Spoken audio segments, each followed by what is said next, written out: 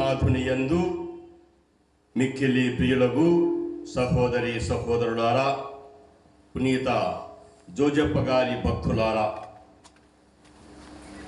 నీతిమంతుడు, విశ్వసనీయుడు, ప్రామాణికమైనటువంటి జోజప్ప గారిని తల్లి శ్రీసభ ఎంతో గౌరవించి ఆదరించి యావత్ శ్రీసభకు పాలకులుగా వారిని ప్రకటించి ఉన్నారు. మన కడప మేత్రాసనం మిలిహిల్ సభ గురువులు ఈ జోజప్ప గారిని ఈ మేత్రాసనానికి పాలకులుగా వారు ఎంపిక చేసుకొని వారి ప్రార్థనా సహాయం వల్ల మన మేత్రాసనం అన్ని విధాలుగా ముందుకు సాగుతూ ఉంది.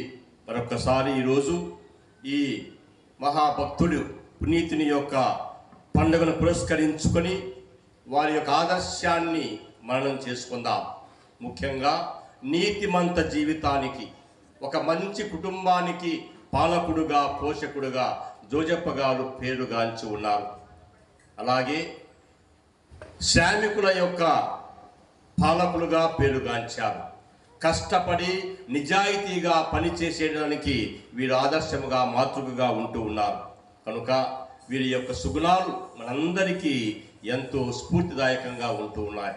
ఈరోజు జోజప్ప గారిని ప్రత్యేకంగా ప్రార్థన చేసుకుందాం.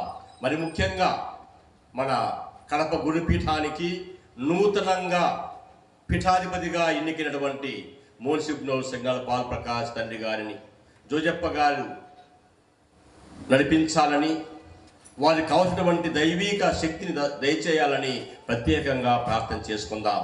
జోజప్ప గారి యొక్క ప్రార్థన సహాయం మన మేత్రాసనాన్ని అన్ని విధాలుగా ముందుకు నడిపించాలని వేడుకుందాం. ఈ పవిత్రమైనటువంటి దివ్య పూజా బలిలో మనమందరం యోగ్యముగా పాల్గొని ప్రభు యొక్క దీవెనను పొందటానికి, జోజప్ప గారి యొక్క ప్రార్థన సహాయాన్ని పొందటానికి మనల్ని ఆయత్తపరుచుకుంటూ మన తప్పిదాలను, అపరాధాలను, పాపాలను జ్ఞాపకం చేసుకొని పశ్చాత్తాపడుతూ క్షమించమని ప్రభువును ప్రార్థించుకుందాం.